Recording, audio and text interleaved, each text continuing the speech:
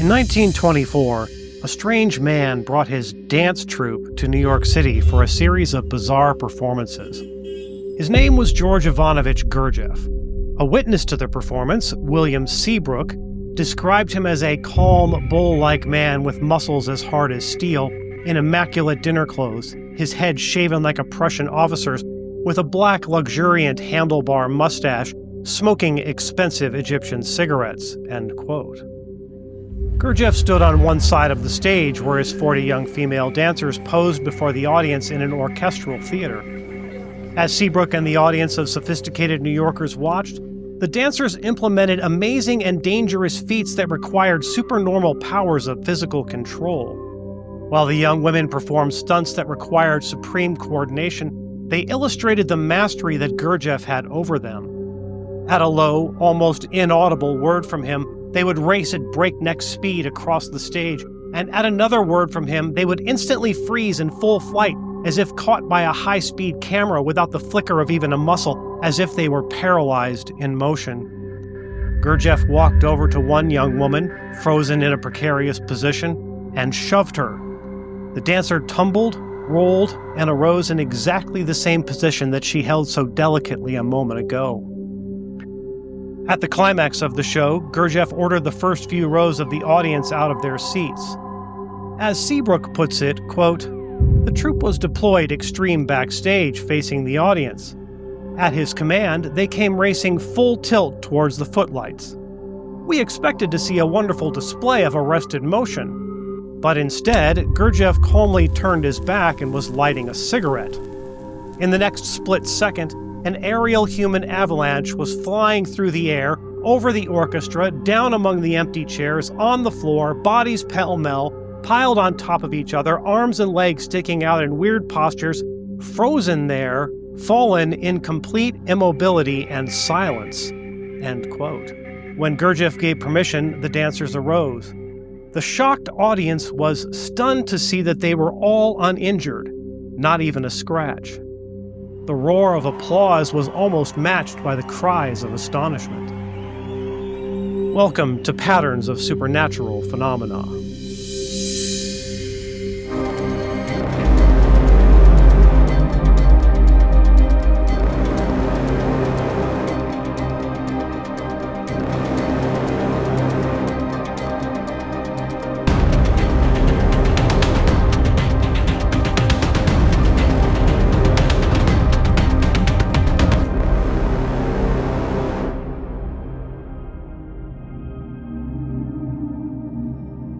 That story came from William Seabrook's book, Witchcraft, Its Power in the World Today, published in 1940.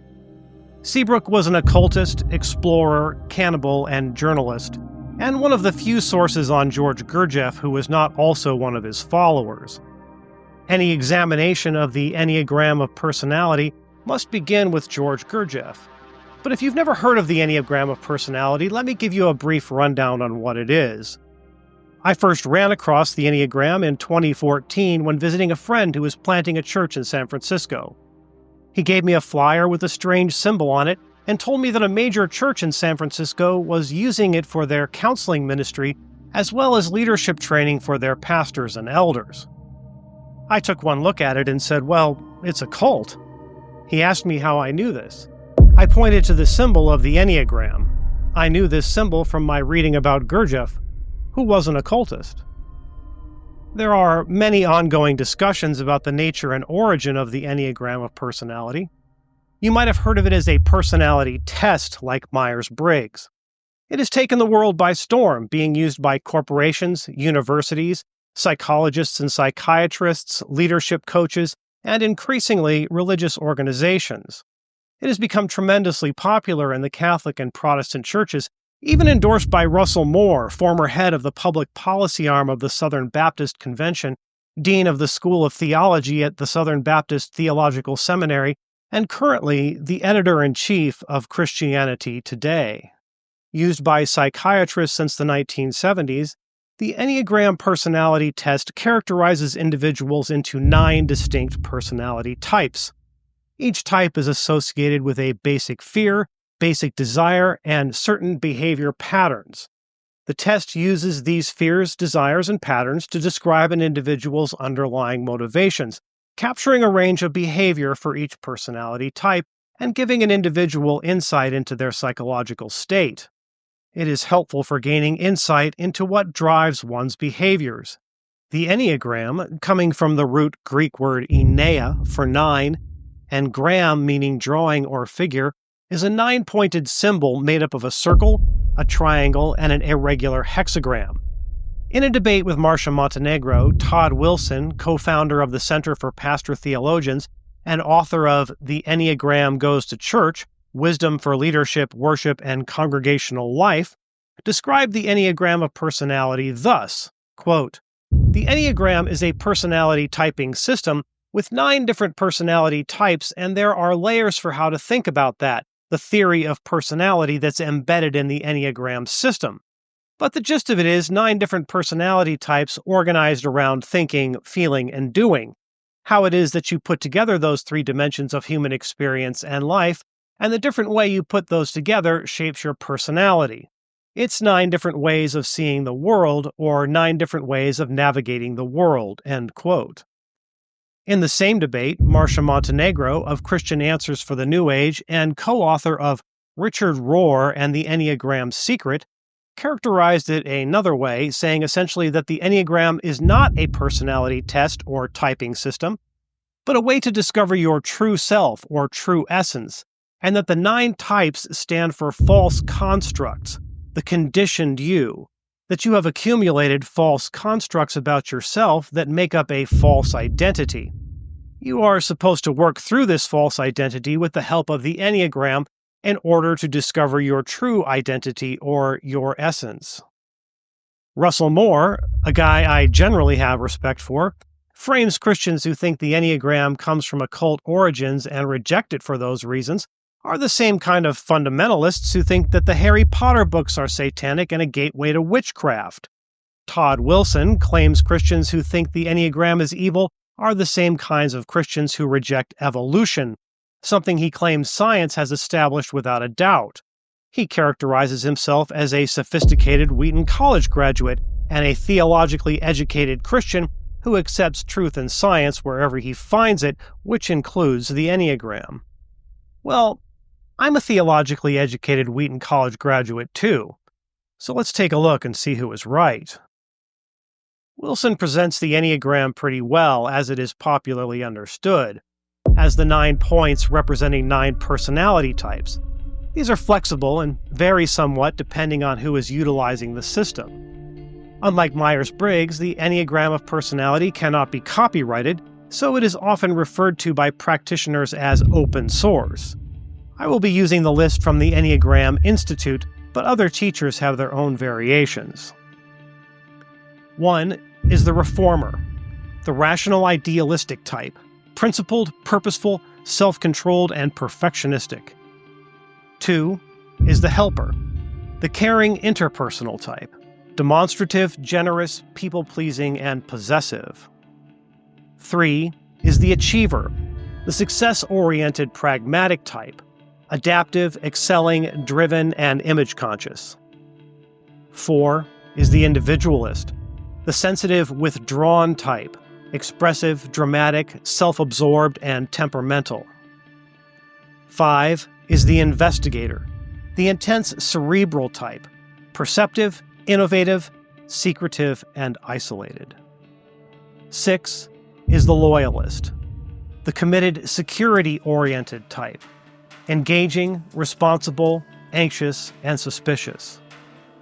7 is the enthusiast, the busy, fun-loving type, spontaneous, versatile, distractible, and scattered. 8 is the challenger, the powerful, dominating type, self-confident, decisive, willful, and confrontational. 9 is the peacemaker, the easygoing, self-effacing type, receptive, reassuring, agreeable, and complacent. And so the various tests available will assign your Enneagram number according to your answers. More detailed tests will also assign a wing number. This is a number on either side of the main number, and these represent additional traits that work with the dominant trait. Then there are subtypes, subtype stacks, tritypes, and wings for tritypes. It gets very complex the deeper you get into it. But your main Enneagram number is a core trait. This number is established either before birth or in early childhood, depending on the Enneagram teacher, and remains the same throughout your lifetime. Or so they claim. I love personality tests, especially the ones about which Friends character I am, Ross, and which Star Trek captain I am, Kirk, of course. I find myself to be endlessly interesting and love personality tests that tell me how interesting I am. Don't we all? When I first took the Enneagram test a year ago, I was an 8-wing-7, or challenger with a dash of enthusiast. When I took the same test a few weeks ago, I was a 6-wing-5, or loyalist investigator. I wasn't trying to game the system and answered as honestly as I could each time I took the test. According to a Google search, Ross Geller from Friends is an Enneagram 6, and Captain Kirk is a 7-wing-8. Does this mean that the Friends and Star Trek personality tests are somewhat accurate? Once you have identified your number, there are a veritable cornucopia of books, workshops, and videos from Enneagram masters that explain your number and what it means for self-improvement and self-understanding, and working with and understanding others, especially once you've got their number. Sounds good so far, right? I mean, what's wrong with any of that? There are other ways of describing it. Chris Hewerts, the nominally Christian best-selling author of The Sacred Enneagram, Finding Your Unique Path to Spiritual Growth, says it, quote, offers 9 mirrors for self-reflection. These 9 mirrors, if we choose to gaze into them directly, can help us shake loose of our illusions that end up getting us lost. And it teaches us 9 approaches to observing the patterns of human character structure archetypes. These patterns fortify a kind of psycho-spiritual somatic muscle memory that shapes how we think, feel, and act. End quote. Russ Hudson, co-author of several best-selling Enneagram books with Don Riso, and co-founder and president of the Enneagram Institute, is more direct. Quote, the Enneagram is less about 9 types of people and more about 9 paths to God. Unlike virtually all other personality tests, there is a built-in spirituality to the Enneagram. And this started in its earliest incarnation at the beginning of the 20th century, as well as its official beginning as a personality system in the 1960s. However, many Enneagram teachers claim a much earlier history, stretching back hundreds or perhaps thousands of years. The Enneagram's similarity of shape to the Tree of Life in the Kabbalah probably comes immediately to mind for those of a certain bent. This had its origin in the High Middle Ages of the 12th or 13th centuries, but there isn't a single historical verifiable relationship between the two. In the same period, the Christian theologian and missionary Ramon Lull is mentioned as an early source because he liked to make diagrams of things. He was kind of obsessed with them, but none of them relate in any way to the Enneagram. Many Enneagram enthusiasts believe that the Enneagram system had its origins in the Sufis, a sect of mystical Muslims, because they used similar shapes and designs, but not anything like the Enneagram. Going back further to the Desert Fathers of early Christianity, Evagrius the Silent came up with the 8 evil thoughts that challenged the mind of the meditating Christian monk, and this was codified and disseminated by his student, one of my favorite Desert Fathers, John Cassian. This eventually became the 7 deadly sins. How the monks messed this up from 9 down to 8 and then 7 is a mystery that contemporary Enneagram masters haven't been able to solve. Even further back, ancient Greece is claimed to have been involved, with Plato's divine forms being some kind of forerunner to the Enneagram. This is claimed to have been further expounded upon by a philosophical work of Plotinus called the Aeneid, which is a wide-ranging rumination on life, virtue, and meaning. None of this is anything like the Enneagram. There are even claims that the Enneagram was encoded into the Greek epic poem The Odyssey by Homer, but it doesn't take more than a glance to know that this is incorrect. The links of each of these ancient sources to the Enneagram are extremely tenuous, inferred by apologists for the system, and lacking in any factual evidence. Some, like Christopher Hewarts, have admitted this so-called history is a fictional, made-up mythology. The Enneagram enters actual undisputed history with George Gurdjieff. Gurdjieff was born sometime between 1866 and 1873 in the Transcaucasus, a city known then as Alexandropol and currently known as Gyumri in what is now Armenia, but then was a part of the Tsarist Russian Empire. His parents were Greek, but his nationality was Russian. He became interested at an early age in the idea of secret or hidden knowledge. This was partly spurred on by the discovery and translation of the Gilgamesh epic shortly before his birth. Gurdjieff claimed his father, a bard, realized he and his ancestors had been singing this same tale passed down for what must have been thousands of years. Encounters with psychics, table tipping, and the local tribe of Yazidis, a kind of pre-Zoroastrian monotheistic religious ethnic group in current-day Kurdistan, prompted him to dive deeply into the occult. During visits to local monasteries, he even witnessed miraculous healings. All of this led him to the conclusion that there were mysteries and hidden truths known in the past but lost to mankind, and these truths could not be discerned through science or religion. But as he entered the working world of adulthood, he became something that is rarely mentioned in most accounts of his life: a con man. While working for the railroad, he would approach the mayors of cities and towns on the route, telling them that the train would bypass their town, but for a small fee he could arrange to have them added to the line. This was all nonsense, of course, but the people paid him. He dyed common birds yellow and sold them as American canaries. He took advantage of unfamiliarity with new technology such as sewing machines, typewriters, and watches, fixing machines that were not actually or seriously broken for a huge fee. This isn't something he tried to hide. He bragged numerous times about those and other criminal frauds in his autobiography, Meetings with Remarkable Men. Working various jobs such as selling oriental carpets and antiques, he made lots of money and lost it just as quickly. He opened restaurants, performed as a sword swallower, and cured people of addictions using hypnotism. Then, from about 1887 to 1907 come the missing years, for which we only have Gurdjieff's personal, unreliable account. According to him, he spent those years traveling through the Middle East, North Africa, and Central Asia, getting as far east as Tibet and India looking for lost mystical knowledge.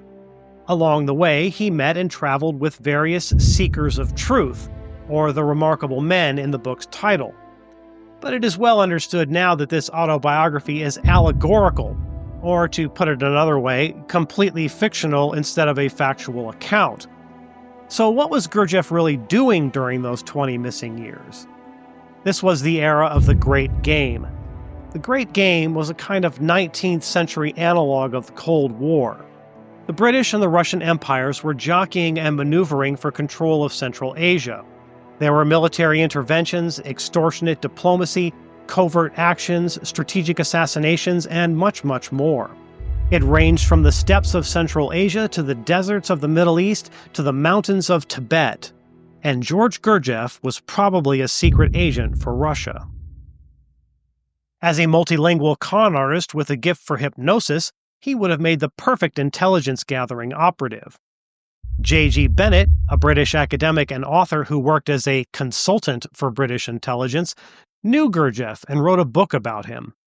Bennett was firmly convinced that Gurdjieff had worked for the Tsarist Russian Secret Service. In his book, Gurdjieff, Making a New World, Bennett claims to have first heard about Gurdjieff in a cable from British intelligence that warned him of, quote, a very dangerous Russian agent, George Gurdjieff, who was in Georgia and had applied for a permit to come to Constantinople in 1920. Bennett also claims that Gurdjieff had an unfavorable dossier held by British intelligence in New Delhi because of his prior operations there and in Tibet. Ahmed Abdullah, a former British intelligence agent, ran into Gurdjieff in New York in 1924 and believed he was a Russian agent he had met and worked against in Lhasa, Tibet, 30 years prior in 1894. There he went by the name of Agvan Dorjieff, or Lama Dorjieff. There are photos of Dorjieff from that period, and the two men do not look the same, though Gurdjieff could have been undercover as Dorjieff's disciple, and Abdullah confused the identification after the passage of time, or it is quite within the realm of believability that Gurdjieff had stolen Dorjieff's identity for a while. When Gurdjieff resurfaced in Russia in 1908, he had amassed a lot of wealth and continued trading in carpets, oil, and various other commodities. He didn't say a word about intelligence work. And there were no podcasts, TikToks, or YouTube channels to monetize his experience as a secret agent by blathering his opinions about politics and world events. Instead, he did what any good spy knows how to do and created a new legend for himself as having traveled in search of spiritual wisdom.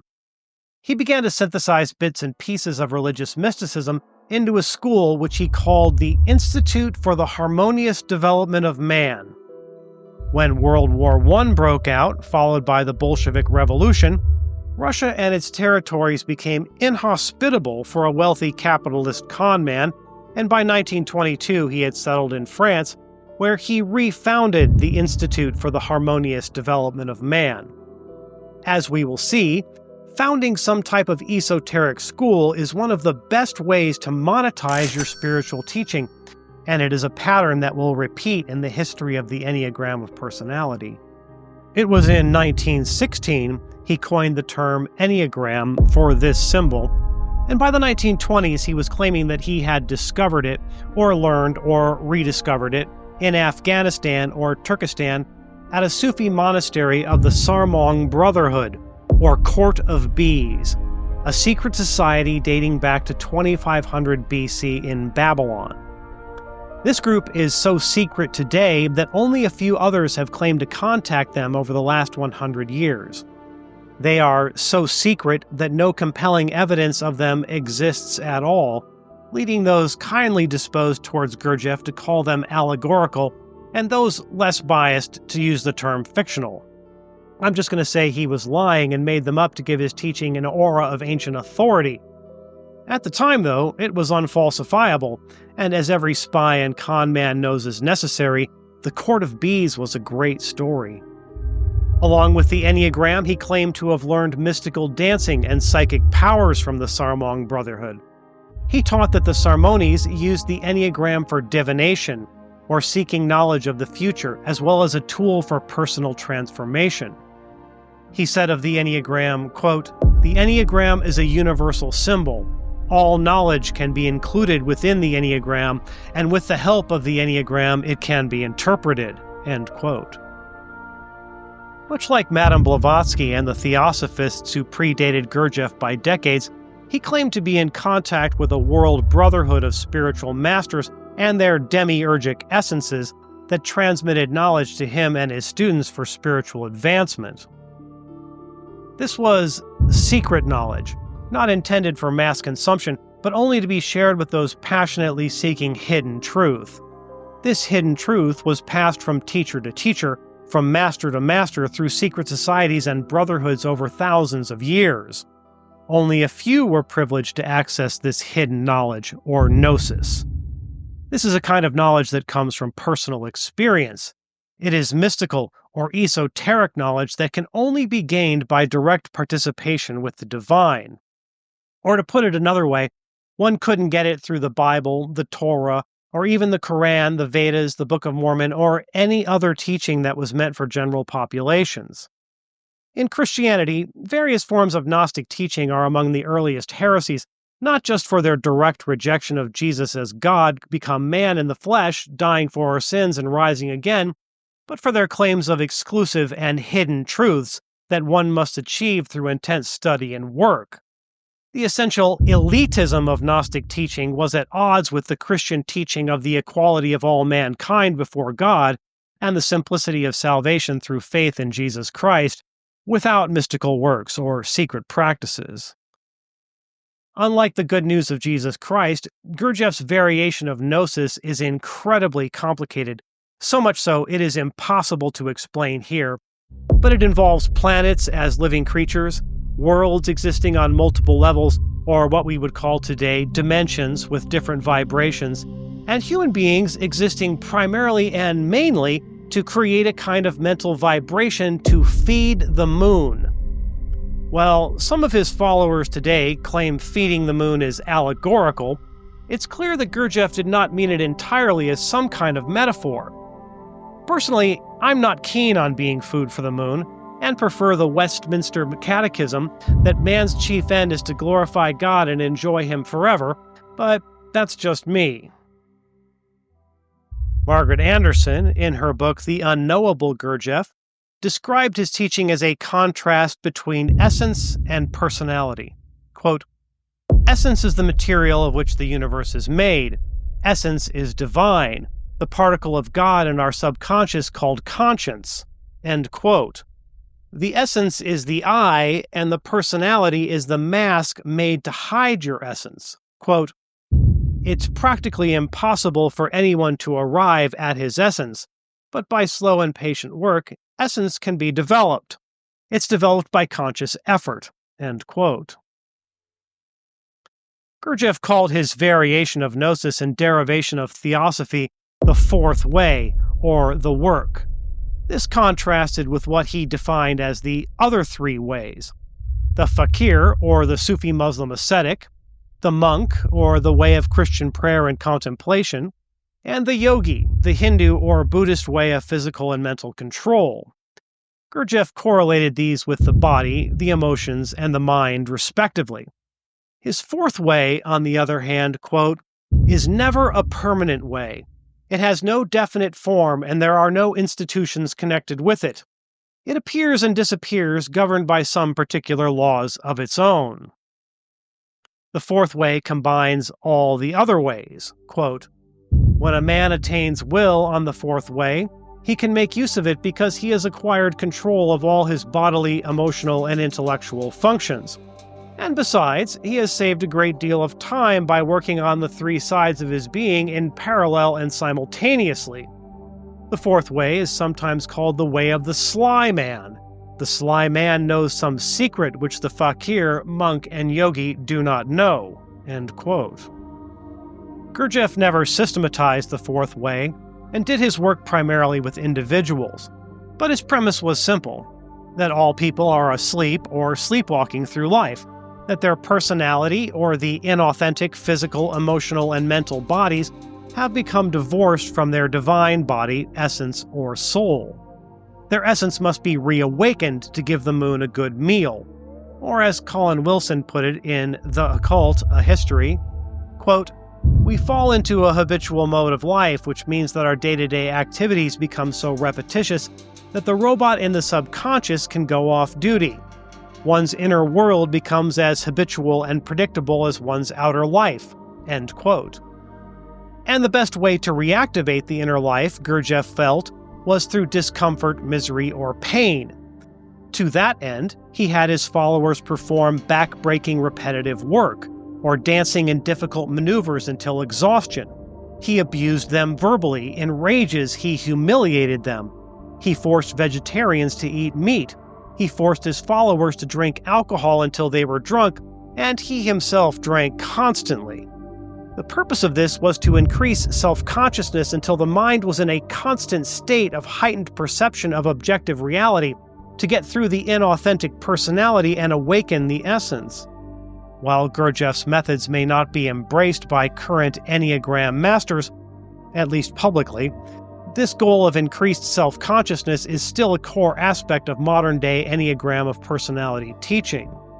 The Enneagram, the fundamental hieroglyph of a universal language, according to Gurdjieff, could only be understood through sacred dances that could give the person a direct feeling of the meaning and processes of the symbol.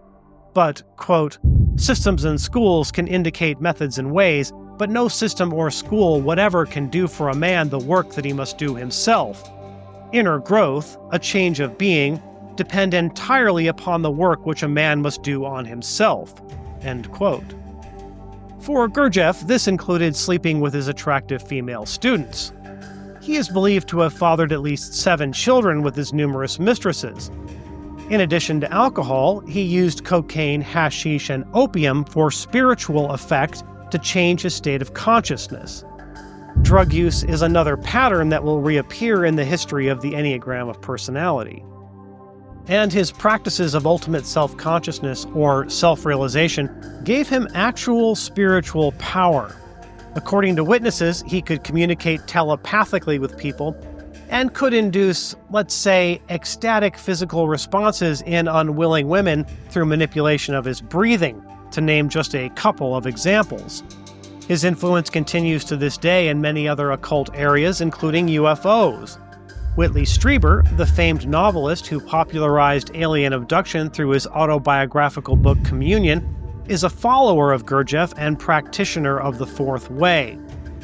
In the book, Strieber states he was part of the New York Gurdjieff Society at the time of his initial abduction and was practicing a form of sensing meditation twice a day. In some of his latest works and interviews, he has stated that he believes the aliens noticed him and chose him because of these Fourth Way exercises. As the creator of the Enneagram, it is important to take a look at two other aspects of Gurdjieff's teaching that still influence the Enneagram of Personality in all its modern forms, and those are the Law of Three and the Law of Seven. Represented by the triangle, the Law of Three encodes three separate forces: the active, the passive, and the reconciling or neutral into the Enneagram, and that everything is the result of the interaction of these three forces. In other words, this would be a law of creation. In current neo-pagan, occult, and Wiccan circles, it is sometimes called the threefold return, or whatever energy you create and put out into the world will return to you threefold. Gurdjieff was similar. The law of three determines the nature of the energy vibration one puts out into the world. The law of seven determines how those vibrations interact and change. The law of seven, represented by the irregular hexagon, refers to nature and the universe, how nothing continues in a straight line, how there are lawful uplifts and falls. It has its earliest incarnations in the Hindu Vishnu Purana as the seven rays, as well as in ancient mystery cults. These are, no matter where you find them or how you define them, occult laws. They are central to the Enneagram of Personality. The circle will come to represent the law of one, which we will get into later, but Gurdjieff doesn't mention this specifically or in the same manner as the laws of 3 and 7. Some suspect he meant it to represent the worm Ouroboros, the snake eating its own tail.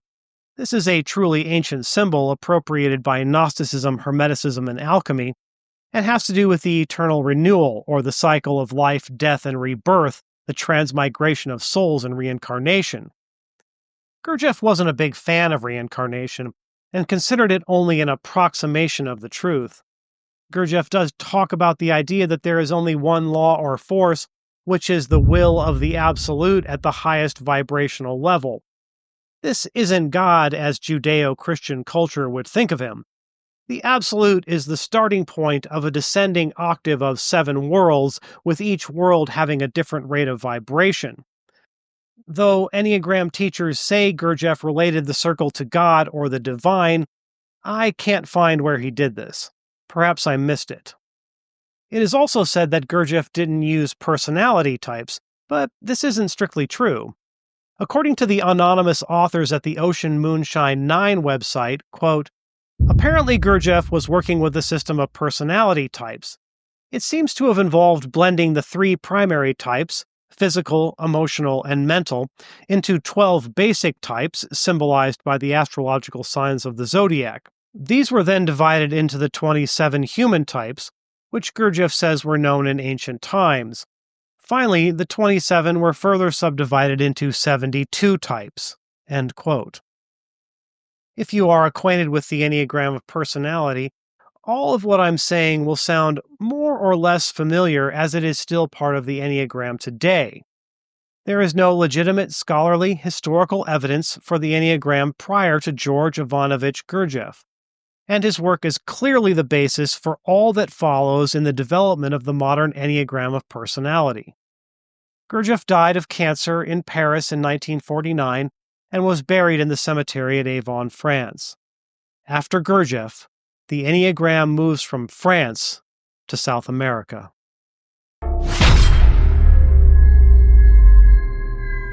Oscar Ichazo, the so-called father of the Enneagram, was an unusual man. He was born in Bolivia in 1931. As a child, he was raised in both Bolivia and Peru as a Roman Catholic taught by Jesuits. The Jesuits will come back into this story later. It was as a child he claims to have suffered a sickness or physiological condition of some kind that caused him to have out-of-body experiences. This astral projection began his journey into the occult. In his early teens, he began to experiment with the psychedelic drug ayahuasca with South American shamans. In his late teens or early 20s, Ichazo moved to Buenos Aires, Argentina, to join a group of mystics made up mostly of European businessmen.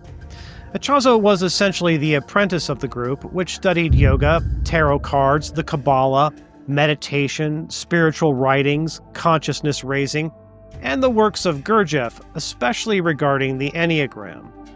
The group was also heavily influenced by Martinism, a heretical form of Christian Gnosticism concerned with reintegrating fallen man into his own true divine source. It requires initiation and has strange ties to Freemasonry and Rosicrucianism. After studying with them for several years, Ichazo was well versed in their esoteric sources and claimed to have clarified and taught these men hidden truths they had not yet discerned, especially those found in the Enneagram of Gurdjieff. It was these men that paid for Ichazo to travel overseas, where he claims to have studied yoga, the I Ching, Sufism, and Buddhism in the Middle and Far East. In fact, he claimed he made contact with the mystic Sufis of the Gurdjieff legend, the fictional Sarmong Brotherhood. He later claimed to have discovered the Enneagram from them before reading or studying Gurdjieff, which is just ridiculous according to his own biographical timeline, and the fact that the Court of Bees doesn't exist. Returning from his journeys, he began teaching a small select group of students in Chile in the mid-1950s. He claimed to have been educated in, quote, all major schools of philosophy, Eastern and Western medicine, history, psychology, law, and all world religions such as Buddhism, Islam, Judaism, Kabbalah, Hinduism, Gnosticism, and Sufism. Pretty impressive. Though there is little evidence Ichazo had any kind of mainstream higher education, he had a vast knowledge of esoteric philosophies. As he began to gather students, he taught a repackaged Gurdjieffian fourth way system that he claimed was a unique philosophical and psychological tool incorporating the Enneagram and 108 Enneagons, called proto-analysis. And from this system, the Enneagram of Personality was developed. In 1968, Ichazo founded the Erica School, a human potential group, in Arica, Chile, which grew quickly, and news of Ichazo and the Erica School reached the United States very rapidly. How did Ichazo come up with his teaching about the Enneagram and Enneagons? In the book, Interviews with Ichazo, he says, quote, we have to distinguish between man as he is in essence and as he is in ego or personality. In essence, every person is perfect, fearless, and in a loving unity with the entire cosmos. There is no conflict within the person between head, heart, and stomach, or between the person and others. Then something happens. The ego begins to develop. Karma accumulates. There is a transition from objectivity to subjectivity. Man falls from essence into personality. End quote. Well, it is quite clear to me that this stems from Gurdjieff, and I am not alone in this opinion. But not all of it comes from the Russian occultist. Ichazo himself claimed to have received instruction from divine sources. The angel Metatron, the green Ketub, the angel Gabriel that appeared to Muhammad, and the green Maitreya Buddha. He later repudiated this under questionable circumstances, but for now, who is Metatron? We met this entity in episode 44, the UFO rapture, where it channeled the message about an upcoming world evacuation. Metatron, while it sounds like the name of a transformer, is the name of an angel. This angel doesn't appear in the Torah or the Bible, though he does briefly appear in the Talmud and is important in the Kabbalah or Jewish mysticism. He also has a presence in Islam as the Angel of the Veil. In the Jewish Apocrypha, Metatron is the name that Enoch received after he ascended to heaven. He is quite busy these days, sending channeled messages through humans on such varied topics as the Mother God, spirit guides and angels, enlightenment, soulmates, karma, intuition and ESP, the multiverse and parallel universes, the Akashic record, and the future. So sending Oscar Ichazo messages on the human personality seems to be in his wheelhouse. What about the green ketub? The ketub in Arabic means axis or pole, but in Sufism it refers to a divinely perfect human who dispenses knowledge and wisdom. There are 5 ketubs in any given era, and their presence is only revealed to a select few. While there is no green ketub ever mentioned specifically, the color green is associated with the highest spiritual state in Sufism. So what Ichazo is saying is that he got his information from the top dog of the 5 ketubs. Ichazo put out a statement in 1991 titled Letter to the Transpersonal Community, which is quite rambling and long, in which he denies all these marvelous claims. This letter, while it denies the claims of supernatural inspiration, does make it quite clear he drew on esoteric and occult traditions in his shaping of the Enneagram. Despite this, it has been used by Christian Enneagram masters such as Tyler Zach to repudiate the occult origins of the Enneagram, at least in the sense that Oscar Ichazo received them from so-called higher beings like Metatron and the Green Ketub, which would cause a problem for Christians. Zach is probably counting on the fact that most people won't be able to slog through Ichazo's eccentric ramblings in that letter, which, while he there denies specific inspiration from Metatron and the Green Ketub, he quite clearly shows how he drew from paganism, Gnosticism, Gurdjieff, and other occult traditions.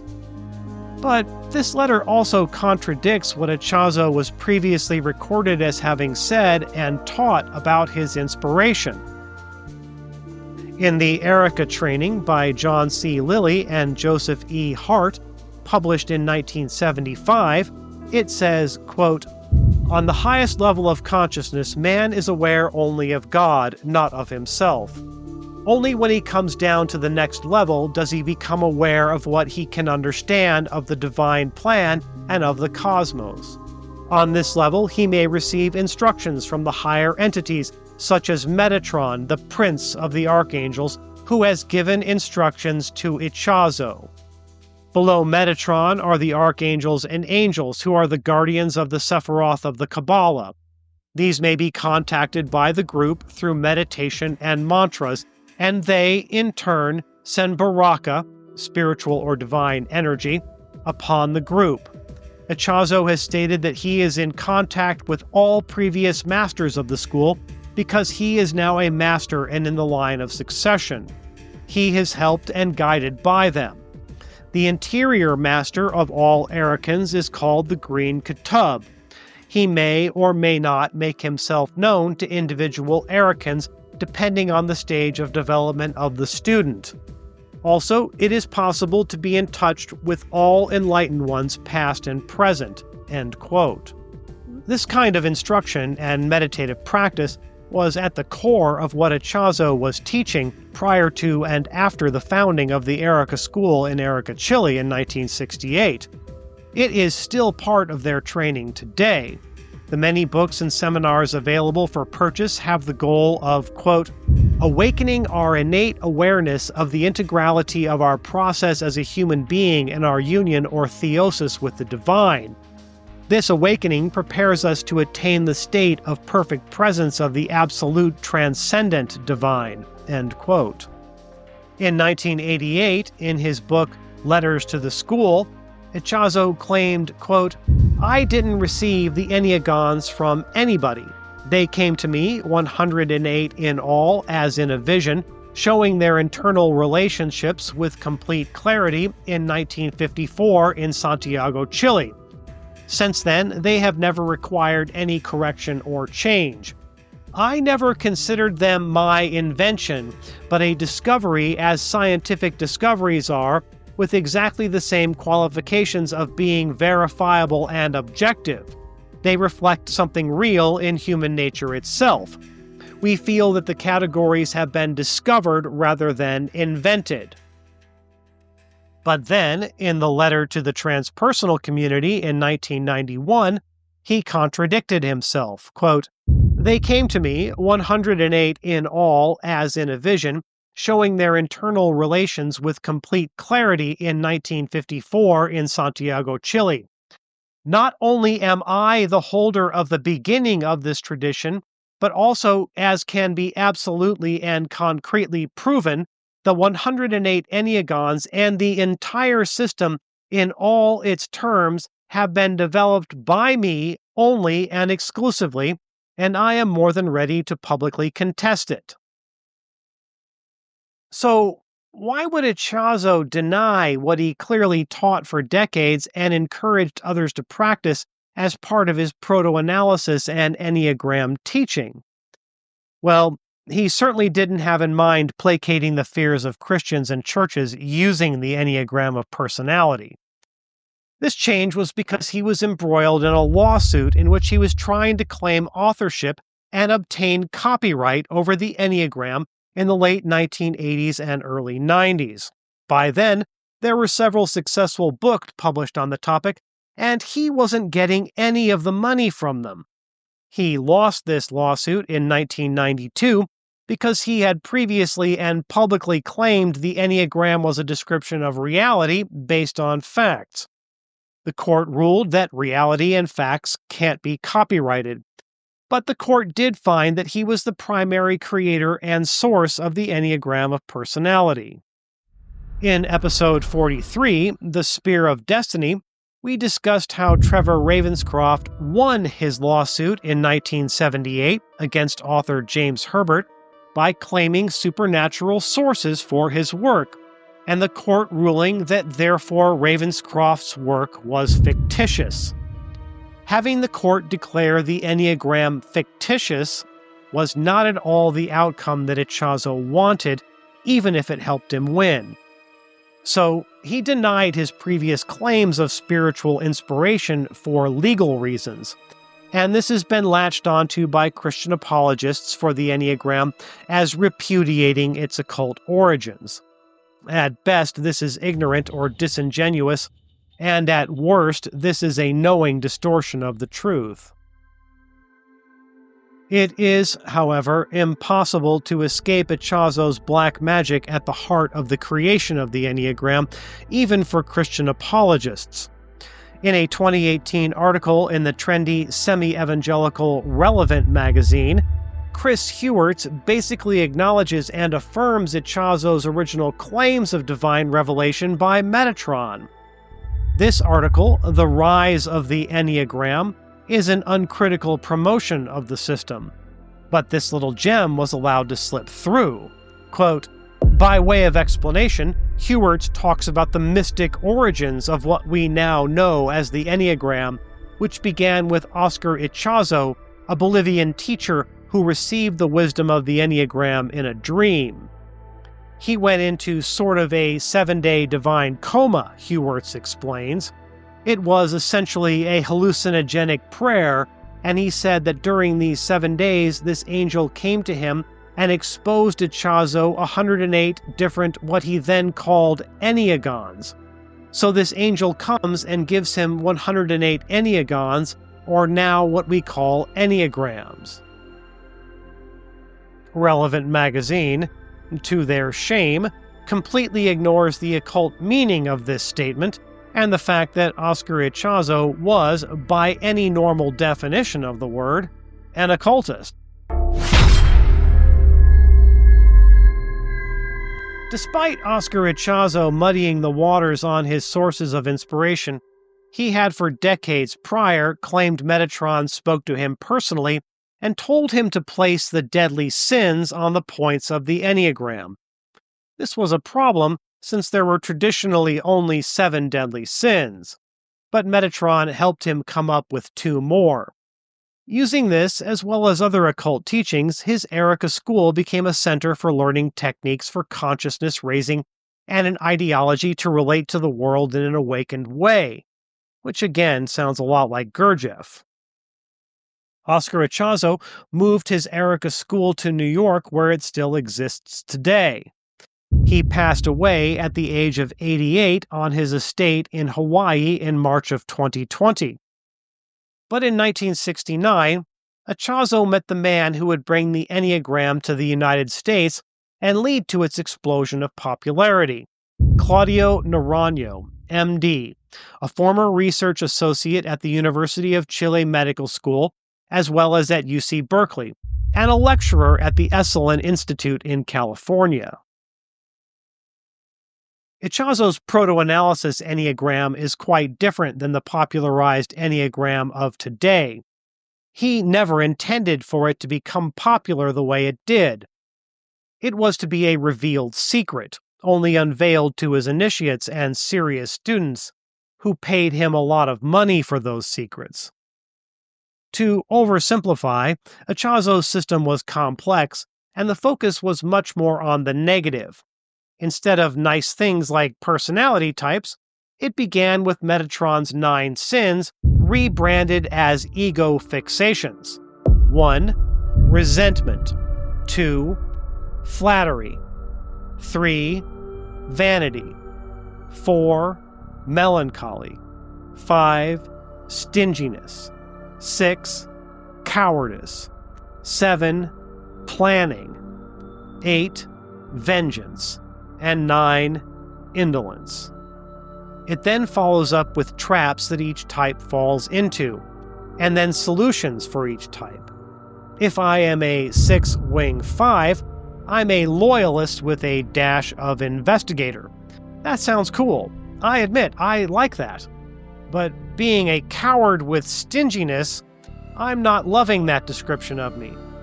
If the Enneagram of Personality was going to go mainstream, the marketing had to change and get a lot more upbeat. While Oscar Ichazo is the father of the Enneagram, Claudio Naranjo is often referred to as its mother. Naranjo was a medical doctor, a psychiatrist who was interested in psychopharmacology and the use of hallucinogenic drugs. His treatment techniques included meditation, Gestalt therapy, and psychedelic sessions with such drugs as MDMA, LSD, ayahuasca, and ibogaine. He was the first medical doctor to study the psychotherapeutic effects of ayahuasca and the first to publish on the effects of ibogaine, an African psychedelic compound used by West and Central African occultists. His study of the experiences on ayahuasca, a hallucinogenic used by South American and Central American shamans, can be found in the book Hallucinogens and Shamanism by Michael Harner. In episode 26, DMT, Doorway into Darkness, of this series, we look at DMT, a primary ingredient of ayahuasca. His work in these areas prior to the 1960s is significant and scholarly. He had also gotten deeply involved in studying esoteric schools of thought, and this, along with his studies of Gestalt therapy and therapeutic uses of psychoactive drugs, brought him an invitation to be a guest lecturer at the recently founded Esalen Institute. After the tragic, accidental death of his son in 1970, Naranjo, who had been in touch with Ichazo via post and perhaps telepathy, took a group of people from Esalen, including John C. Lilly and other scholars and writers, for a 6-month sojourn in Erica to study his methods for self-realization and human potential. Naranjo, while not particularly liking Ichazo, admired the man. Quote, "I wasn't impressed with Ichazo when I first met him. But when I sat and meditated in his presence, I felt his power and I accepted him as a teacher. I became very fascinated with his Enneagram. Ichazo was able to perfectly analyze and explain Naranjo's personality over an 8-hour session in which Naranjo barely spoke. In Naranjo's opinion, Ichazo had systematized Gurdjieff's philosophy in great detail, but he also felt the man had telepathic abilities like Gurdjieff. To quote the anonymous authors at Ocean Moonshine 9, Naranjo was impressed by the ideas and awed by the completeness of the theoretical picture Ichazo presented, as well as the completeness of techniques, which included Zen practices, Vajrayana meditation, Sufi dancing, breathing, working with ideas, insistence on the here and now through verbal and nonverbal means, etc. Even the symbolical language had aspects of Christianity, Islam, Buddhism, etc. Ichazo seemed to have been exposed to much, but Naranjo's impression was not that he put them together, but that it was one integral tradition. End quote. Naranjo, in his own words, considered Ichazo to be a liar and a trickster, and said so to his face. But he still wanted to study under the man. After working in Chile for several months, Ichazo sent Naranjo into the desert for a 40-day solo meditation retreat. What happened to him during this time was quite strange. Quote, "It's as if everything flowed from my ability to get out of the way, to empty myself, but from this self-emptying came all kinds of visions, insights, and understandings, rituals. My hands would go into movement and do all kinds of things as if I was in synchrony with something that was much beyond me. It was a cosmic event, and I was at the same time experiencing this as if it were the development of an embryo, as if an embryo had been born in me and I was beginning to experience its life. I remember, for instance, the embryo, that this heart is formed next to the brain and then descend, and the testicles are originally formed where the kidneys are and then descend. So I would feel these movements as if it was a flow, and I had a sense that this was something like an embryonal process. I was becoming new life, but I was disappearing. The source, like a yolk sac, was being consumed.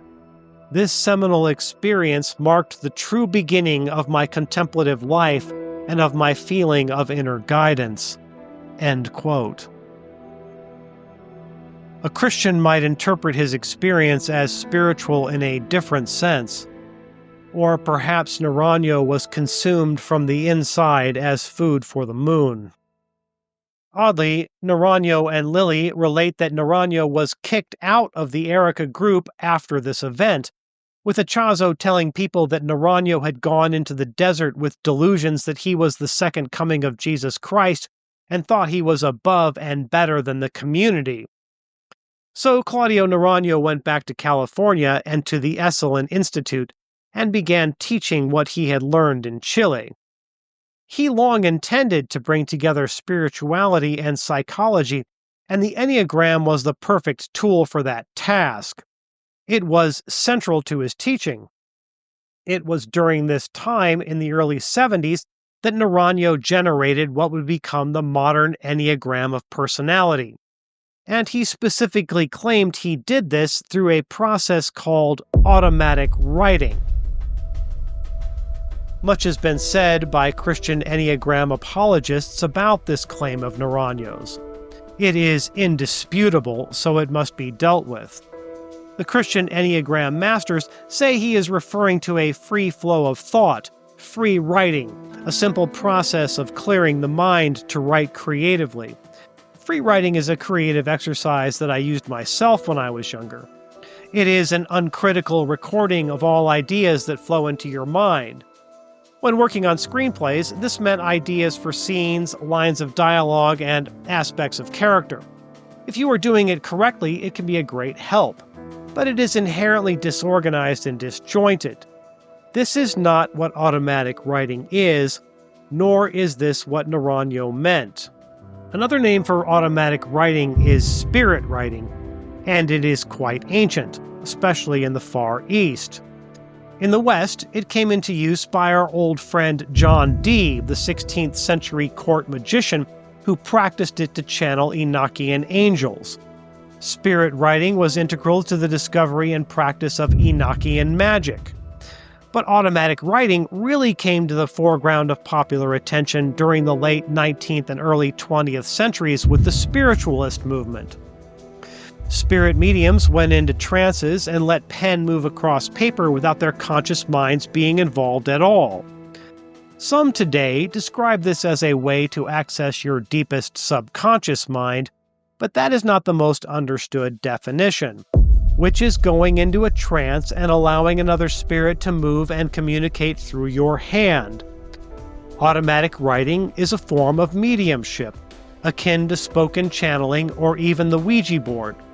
Channeled books like the Seth Materials, A Course in Miracles, the Book of Urantia, and many of the prophecies of Edgar Cayce were written in whole or in part through automatic writing, by contact with supernatural entities. We have covered several such writings in previous episodes. Tyler Zach, the Christian Enneagram master, claims we don't know what Naranjo meant by automatic writing and takes an oddly materialistic view that Naranjo just interpreted the teachings of Ichazo using his psychological and medical knowledge. Zach compares Naranjo's statements on using automatic writing to shape the modern Enneagram to Christians saying things like, God revealed something to us. He did it just to give more weight to the ideas, not that Naranjo was in contact with spirits. This tortured logic has so many problems, not the least of which is that Zach is accusing Christians who say God revealed something to them of dishonesty. He is also claiming that Naranjo basically lied. But is that true? What did Naranjo mean?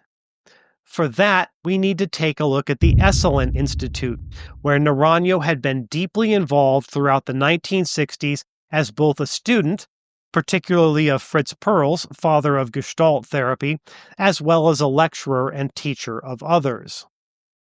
When Naranjo returned to California, he took up his work again at Berkeley and got an invitation to work at the Stanford Research Institute, which we have discussed in past episodes. At SRI, he studied what psychological and spiritual techniques could be applied to public education, which he compiled in a report called The Unfolding of Man. But he also continued as a guest lecturer at the Esalen Institute, while simultaneously launching his own human potential movement school called Seekers After Truth, or SAT, focusing on Gestalt therapy and the Enneagram. Naranjo had been closely and actively involved with the Esalen Institute throughout the 1960s prior to his time in Chile with Ichazo. He was one of their inner circle. The Esalen Institute is located in beautiful Big Sur, California, and it has been described by enthusiasts as a kind of Hogwarts for adults. In the 1990s, on the other hand, crude graffiti on its gate called it Jive for rich white folks. The history of the Esalen Institute is fascinating. The number of famous names that made their way through there as teachers or students is truly astounding. Esalen has an outsized influence on culture today, including shaping thinking on UFOs as they held some of the first conferences on that topic in the 70s and 80s. It was founded in 1962 by Dick Price and Michael Murphy to examine alternative methods for spiritual transformation and exploring human consciousness. It was an early and influential part of the human potential movement. Its beginnings were also very much a part of the countercultural and hippie movement of the 60s, with nudists, Buddha statues, and bongo drums. But these days, they are much more into the wellness movement, marketing their seminars to corporations and wealthy tech bros from San Francisco and Silicon Valley. They hold exclusive retreats for Google, Apple, and Facebook executives. They may also be primarily responsible for mainstreaming vegetarian and Californian-style cuisine. Their practices and teachings ranged across New Age philosophy, Eastern mysticism, encounter groups, Gestalt therapy, alternative medicine, personal growth, meditation, tantra, yoga, organic food, sexual liberation, nude hot tubbing and sunbathing, sensory deprivation, use of mescaline and LSD, and so forth. Their history is really crazy. In the 60s and 70s, their use of encounter groups was responsible for a spat of suicides that caused Price and Murphy to end that practice. But not before the techniques were learned there and appropriated by cult leaders like the infamous Bhagwan Sri Rajneesh and the lesser-known Burt Potter, who took them to further extremes. Potter went to jail in '92 for abusing children and manufacturing drugs. Quote, "Careers, even cults, would be made and broken here," wrote Walter Truett Anderson in The Upstart Spring, which covers the first 2 decades of the Institute. In the 80s, Esalen was a hotbed of, putting it kindly, Soviet-American relations, having a program specifically for building bridges between the 2 countries. Less kindly, and probably more accurately, it was a center for the KGB in the US. It depends on who you ask. Dr. Vladimir Zukar, Soviet spook, alleged telepath, and mind control expert, was a regular at Esalen. Co-founder Michael Murphy said of him, quote, "He was Professor X, and Esalen was his Westchester Academy." The FBI allegedly used Esalen to recruit agents and to turn Soviets into double agents. Dick Price, regarding his co-founder Michael Murphy, is quoted as saying, "He, Mike, puts up with my ELI, and I put up with his KGB." Who or what were Dick's ELI? Why, extraterrestrial intelligences, of course. Sometime in the late 70s, Price had begun to work with a psychic named Jenny O'Connor.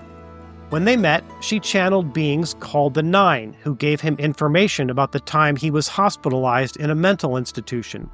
Information he had never shared with anyone. The Nine were a group of extraterrestrials from the star Sirius.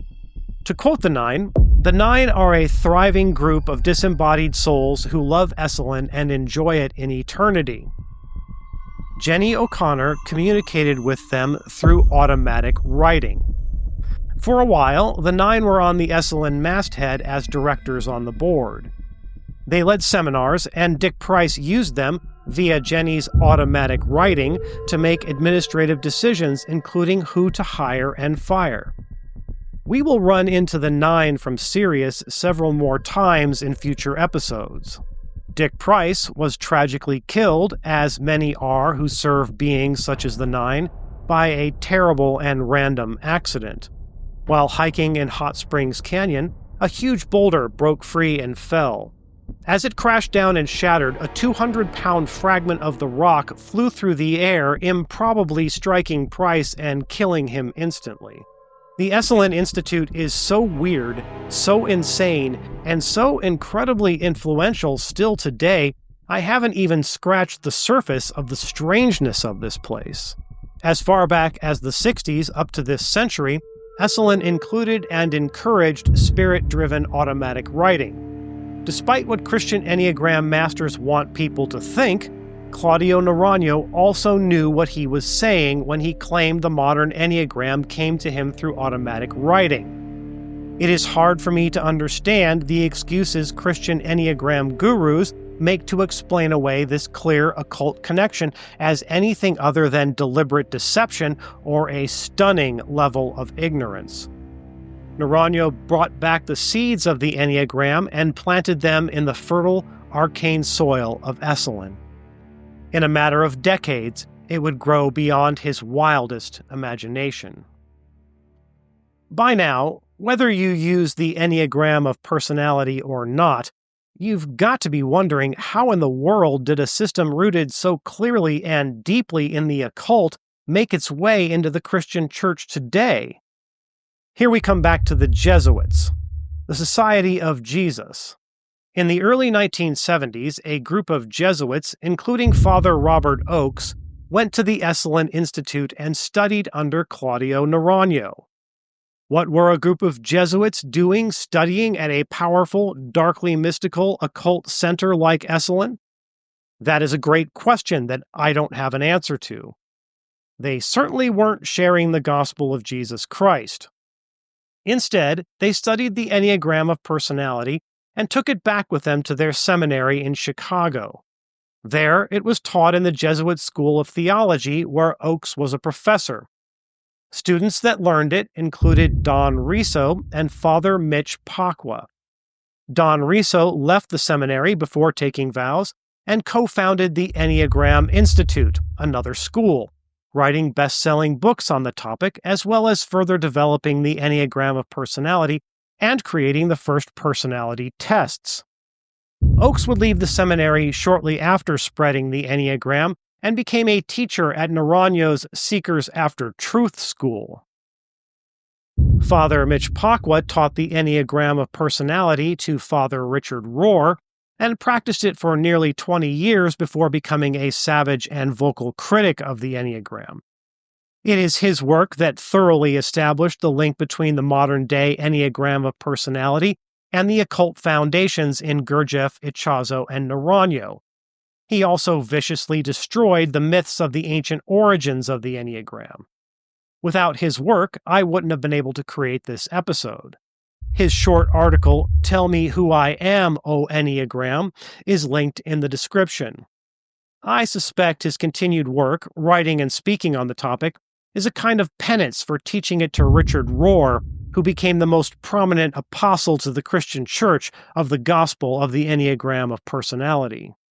Disseminated through Catholic seminaries and colleges, the Enneagram of Personality wormed its way deeply into the Catholic Church, propelled by the immensely popular books and seminars of Don Riso, psychic Helen Palmer, and Richard Rohr in the late 80s and early 90s. To understand how it was to make its way into the evangelical church, I need to take you back to my alma mater, Wheaton College, in that same time period when I was a student there. Wheaton, at the time, was still very much a center of the evangelical universe, along with the nearby Moody Bible Institute. The student body at Wheaton was mostly white, middle class, and raised in the church. This was the time of the rise of the megachurch. These large churches were growing fast, and not mainly by converting the lost, but by cannibalizing smaller community churches who couldn't provide the same kind of services. I saw this beginning in my teenage years in Los Angeles, where the North Hollywood Free Church my family attended didn't have enough kids for youth groups, so we all went to the youth group at John MacArthur's Grace Community Church. The early 90s also saw the rise of the seeker-sensitive churches, where serious biblical teaching was replaced by overly simplistic preaching designed to appeal to the broadest possible audience. The poster child for this format was the now disgraced Bill Hybels and his Willow Creek Church near Wheaton. Not surprisingly, there was a reaction against all this by a portion of the Wheaton student body, a search for deeper meaning, a more serious and impactful worship experience. This attracted many students to what evangelicals call the high church of the Episcopal and Anglican denominations, meaning liturgical services where the priests wear vestments imparting a more dignified spirituality. The priests also got to wear traditional collars, so people would know they were pastors just like Catholic priests, but they still got to get married and have sex. With my odd upbringing in both Hollywood and the church, I never quite saw the appeal of these denominations.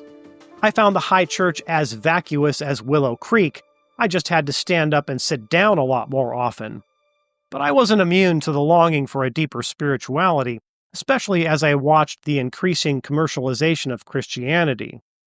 After graduating, I was drawn to the works of Dallas Willard and Richard Foster, and used those two authors in my men's Bible study.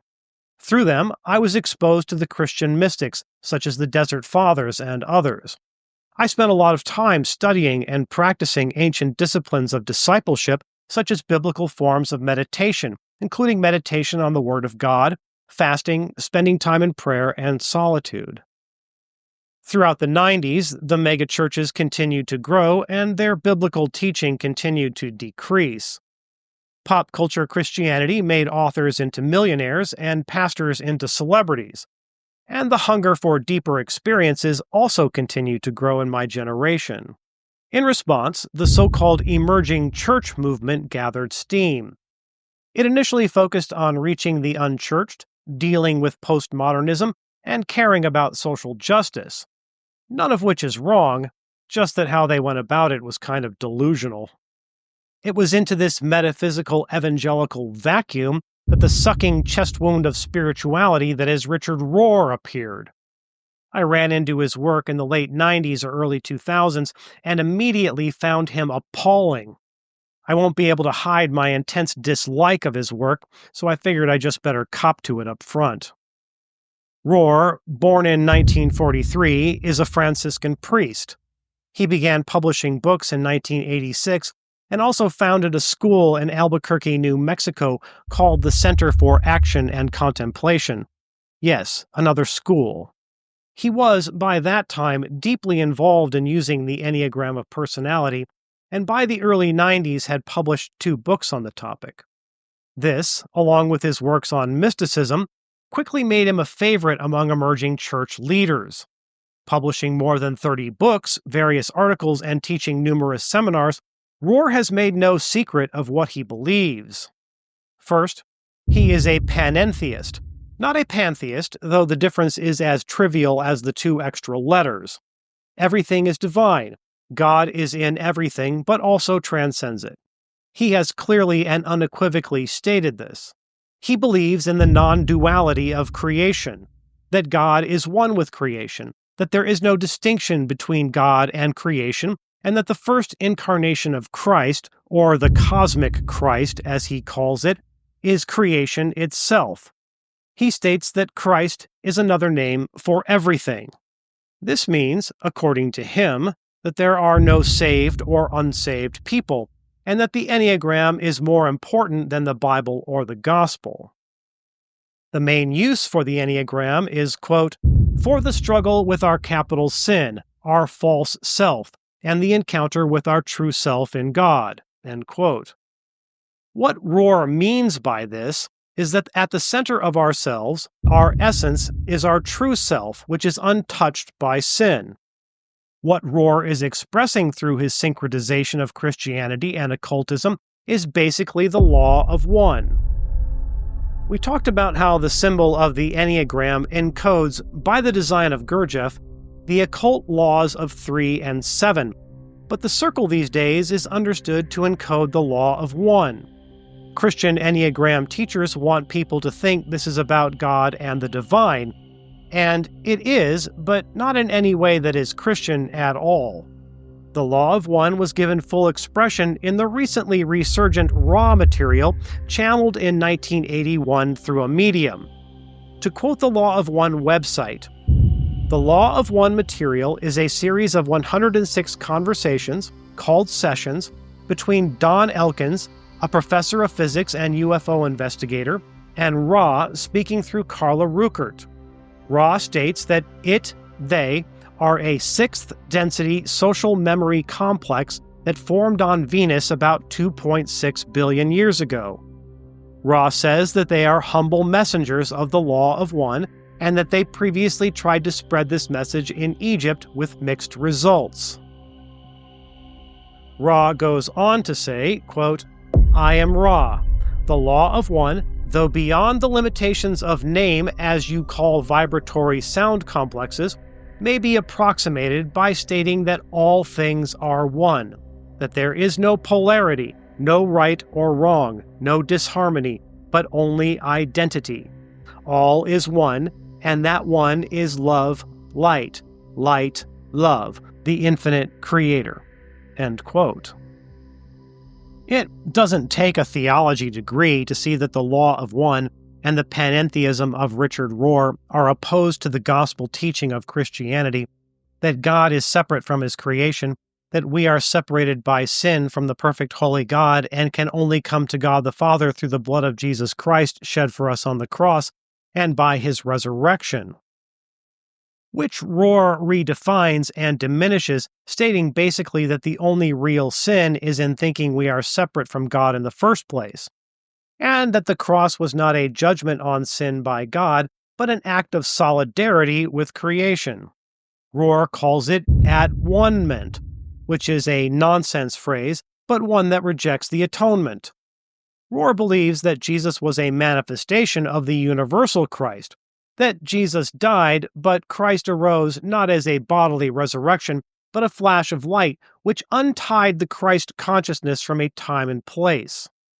This also means that salvation isn't necessary, for all will eventually be saved, that salvation is a question of when, not if, rendering the sacrifice of Jesus on the cross all but meaningless, solidarity or not.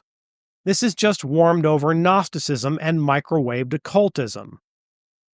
For a full and thorough examination of the many heresies of Richard Rohr, I recommend the book Richard Rohr and the Enneagram Secret by David and Joy Vino and Marcia Montenegro, which was an important source for this episode. To go through how heretical this idolatrous Franciscan priest is would take hours.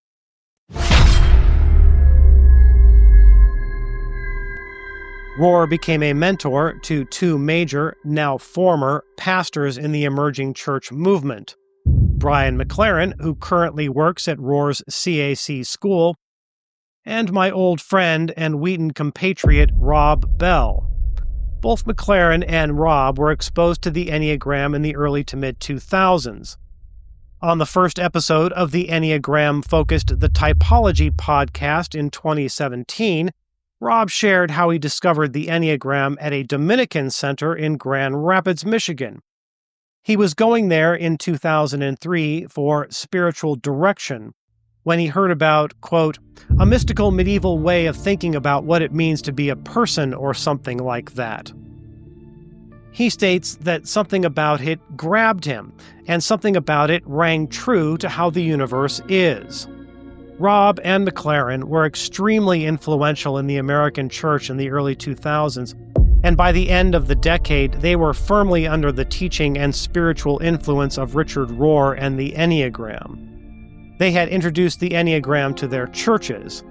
I don't think it is a stretch to say that the three of them and their influence led to the acceptance and proliferation of the Enneagram in the Protestant Church, especially as the emerging church decomposed back into mainstream traditions, non-denominational churches, and evangelical denominations.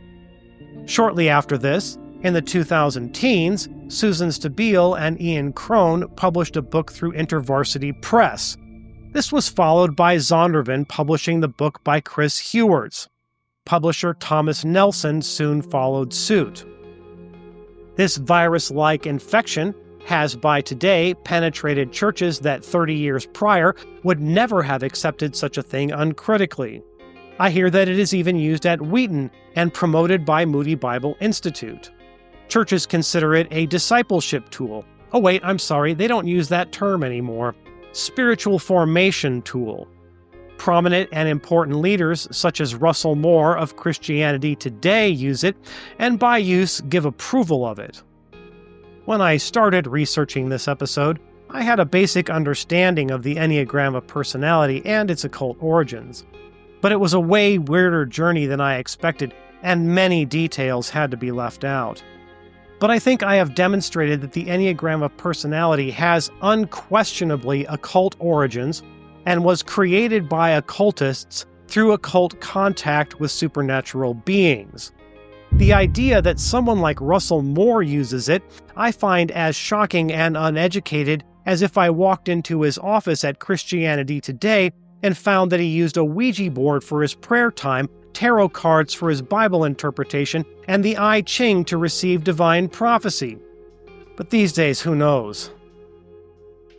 Proponents like Todd Wilson use the argument that all truth is God's truth, which is attributed to Augustine, but every good son or daughter of Wheaton College knows that it was really Dr. Arthur Holmes, the esteemed professor of philosophy, who crafted that modern turn of phrase. Frankly, I think Dr. Holmes would be horrified at Wilson's use of it in defense of the Enneagram, for it assumes facts not in evidence. Is it true? Is it truth? Wilson and other Christians use the argument that it works, or the Enneagram describes personalities and people and relationships better than anything they have used before. Therefore, it is true. Therefore, it is not only okay for Christians to use, but it is God's very own truth. There are a lot of great responses to this kind of argument by anecdote, and Marcia Montenegro uses many of them quite effectively in her debate with Wilson. One she cites is the Barnum effect, or when people think general descriptions apply to them specifically, such as in astrology. Pam Frost, in her videos for Truth Exchange, makes clear that none of the Enneagram is based on or backed up by any science, including psychology or psychiatry, at all. There is no evidence that there are only 9 personality types. There are many logical ways to debunk the Enneagram, but I'm going to take a bit of a different approach. Of course it works. Look at who designed it. And I don't mean Gurdjieff, Ichazo, Naranjo, or even Rizzo. I mean the dark entities those men were in contact with, whether it is the world masters or demiurgic essences of Gurdjieff, Metatron, the Green Ketub, and the rest who communicated with Ichazo, or the spiritual embryo that consumed Naranjo from the inside and whatever spirit he channeled for his automatic writing. Let me tell you something very clearly. Black magic works. And of course these dark entities understand people. They have observed human beings since our creation.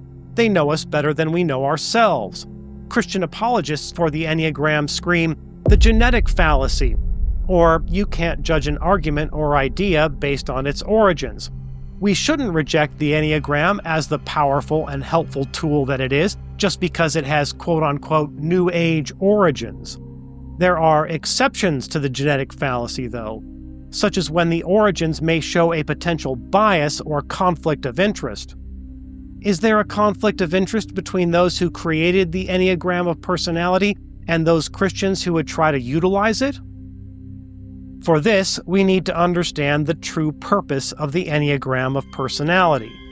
Is it really there to help people understand themselves, their calling, and others? Marcia Montenegro said, as was shown in Gurdjieff, Ichazo, Naranjo, and Richard Rohr, that the Enneagram is a tool to expose your false self and uncover your true self, your divine self. To put it another way, to rediscover that you are God. This is what the Enneagram of Personality was designed for, and no other reason. It is a variation on the same lie that the serpent told in the Garden of Eden. It doesn't seem to bother Christian Enneagram teachers that the Enneagram, by design, eliminates the concept of sin completely. In fact, they celebrate it. Hewerts echoes Naranjo by saying that sin isn't immoral acts that break the law of God, but, quote, a disorder of awareness and an interference with action. Disordered awareness and action are exactly what block the fruit of our holy idea and virtue from being realized, keeping us from our true self and stuck in sin. End quote. Todd Wilson claims it can help Christians see the contours of their sin, but in stating this, he completely omits the fact that the definition of sin in Christianity is totally different from the definition in the Enneagram. When I use a word, it means just what I choose it to mean, is a quote from Humpty Dumpty in Lewis Carroll's Through the Looking Glass. Todd Wilson uses a Humpty Dumpty hermeneutic to shoehorn the Enneagram into the church. Because in the Enneagram, as Richard Rohr is astutely aware, salvation through Jesus Christ is gone.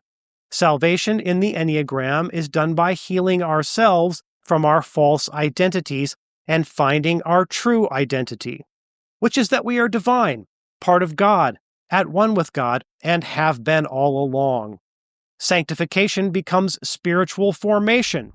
Hewerts, again, quote, moving beyond a caricature of personality traits to understand the essence behind type, unearths the true offering of the Enneagram, access to incredible transformation. Who needs the Holy Spirit when you have the Enneagram? What was one of the first consequences of the fall of man in the Garden of Eden, after Adam and Eve ate the fruit and God came looking for them? They said they were naked. God asked how they knew they were naked, because before the fall, they were unself-conscious of their nakedness. After the fall, they were acutely self-conscious. What is the goal of the Enneagram of Personality? Unquestionably, it is to increase self-consciousness.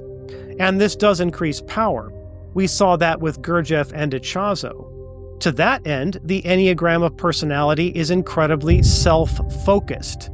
It is used to work on yourself, to improve yourself, and to heal yourself. In my study of the Enneagram, watching so many counselors, lectures, and seminars, reading books and blogs, and talking about it with people who were very into it, two things disturbed me. One was Jesus tends to vanish from the dialogue. Christian Enneagram teachers almost never mention Jesus. The other thing was something we have seen before in the study of the occult: the obsessional nature of involvement with the Enneagram. Obsession in demonology is generally regarded as an attack of negative thoughts from an outside entity. But negative thoughts don't always look negative. Demonic obsession can be anything that monopolizes your attention away from Jesus Christ. And people get obsessed with the Enneagram. It takes over their lives. They switch careers and leave ministries to focus on it. They write books to syncretize it with Christianity. None of this is a secret. It also doesn't take much research to learn the basics of the fundamental antagonism of the Enneagram to Christianity. So, why do so many pastors and Christian leaders use it, endorse it, and teach it? Because for leaders, along with everything else, it is a system of manipulation and mind control. What do I mean by that? When I worked in restaurants, we had a phrase, "Perception is reality." This was mostly negative, such as if a guest thought their dinner took 45 minutes when we could prove it only took 15 minutes. Their perception of the time recontextualized their experience into a negative one, giving themselves permission to act in a negative way. This works positively as well, and is the basis for everything from sales to cults. For a look at that, check out episode 13, The Trance of the Golden Idol.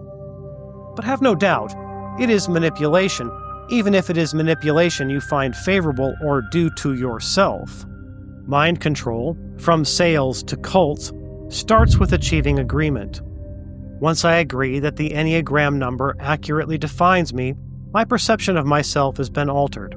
That is the first step right there. Just by using it and saying, I'm an 8-wing-7, that describes me, I have made a fundamental agreement. I'm self-confident, strong, and assertive, but also egocentric and domineering. Now I have recontextualized myself into definitions of my strengths and weaknesses as defined by the Enneagram. I have also recontextualized the Enneagram from something weird or silly into a process of solution, and I have granted permission to myself to see it as valid and useful.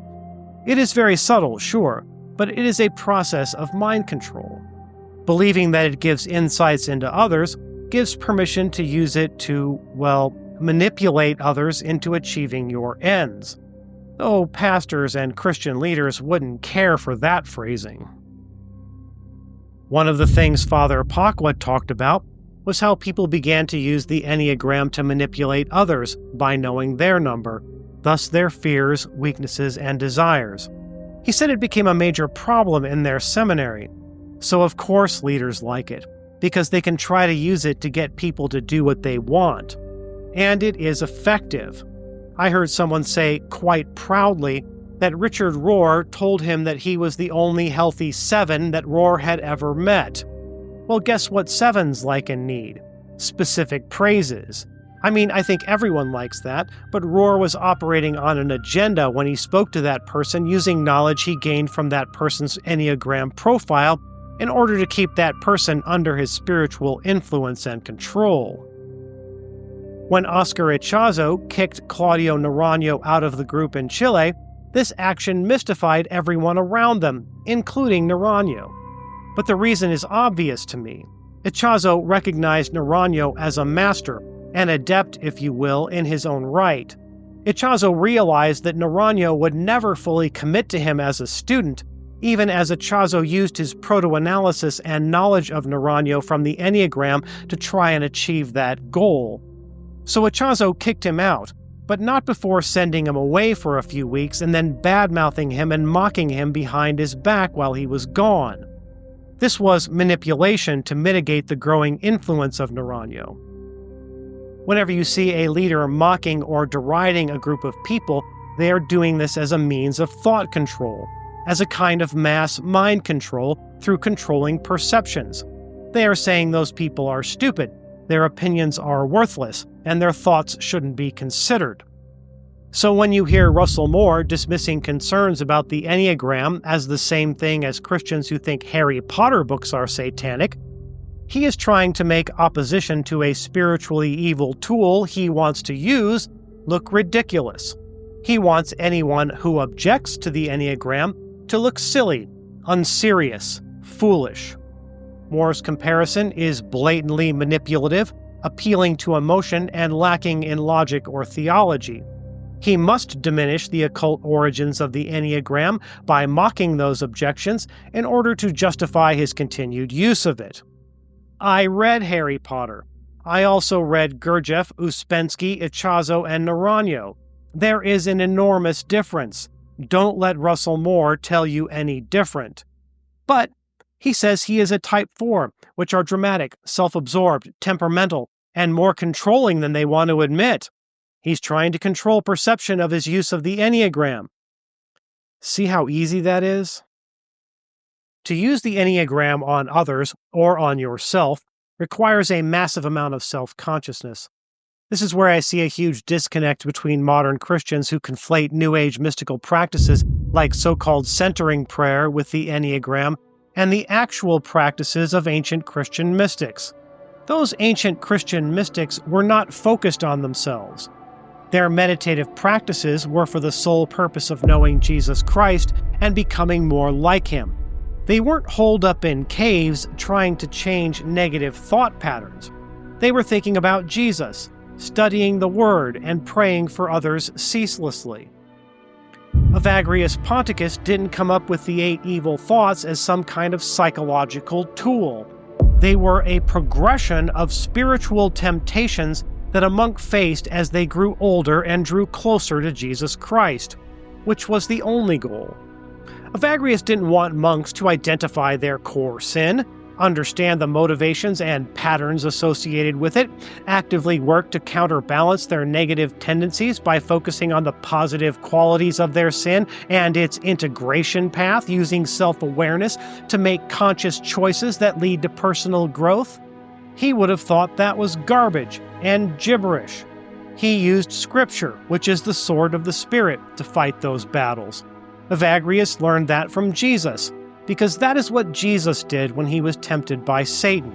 Jesus smacked Satan around with Scripture to teach us the Word of God is a weapon against spiritual temptation. What did Jesus say in Matthew 16:24? If anyone would come after me, let him deny himself and take up his cross and follow me. Deny ourselves. Not dig deeply into our miserable souls, working endlessly on how to improve ourselves. Oswald Chambers said it this way, quote, "Personality is the unique, limitless part of our life that makes us distinct from everyone else. It is too vast for us even to comprehend. An island in the sea may just be the top of a large mountain, and our personality is like that island. We don't know the great depths of our being, therefore we cannot measure ourselves. We start out thinking we can, but soon realize that there is really only one being who fully understands us, and that is our Creator." End quote. In other words, don't worry about knowing yourself because you can't. Only God can. The Enneagram says, "Know yourself and you will discover you are divine." In Matthew 22:37-39, Jesus Christ says, "Love the Lord your God with all your heart and with all your soul and with all your mind. This is the great and first commandment, and a second is like it. You shall love your neighbor as yourself. On these 2 commandments depend all the law and the prophets." Jesus is saying, know me and love others. It isn't complicated. We don't need weird diagrams and numbers and all that garbage. The definition of magic, and I don't mean stage magic, is utilizing your intentions or will to manifest change. Black magic isn't necessarily doing this with bad intentions towards others, but doing it for selfish personal gain and or using your intentions or will in concert with, the aid of, or under the instruction of dark supernatural entities. As the Enneagram was created under the direction of dark supernatural entities and for their purposes, it is black magic. In 1 Timothy 4:1 and 2, Paul says, "Now the Spirit expressly says that in later times some will depart from the faith by devoting themselves to deceitful spirits and teachings of demons, and through the insincerity of liars whose consciences are seared." I can't think of a better definition of the Enneagram of Personality than a doctrine of demons and deceitful spirits created by con men and liars. It is not redeemable. It comes from the heart of darkness to destroy Christians and lead people astray. The only response of the entire church should be to reject it. So, after that long, weird journey, what do you think? Is the Enneagram of Personality a helpful tool that Christians can or should use? Or is it a covert infiltration of the church by dark principalities and powers in high places designed to subvert the gospel of Jesus Christ and rip believers from the arms of their Savior into the depths of themselves and thus into eternal darkness? Thanks for watching. If you have watched this far, please like and subscribe to our channel. It helps us out a lot. If you know someone who is into the Enneagram or it is used at your church, we hope you share this episode with them, and we would love to hear your thoughts in the comments. This is the end of Season 2 of Patterns of Supernatural Phenomena. We will be back soon with Season 3, as well as another project about which we are excited. God willing, we will be putting out new videos much more frequently in 2025. So stay tuned. Until next time.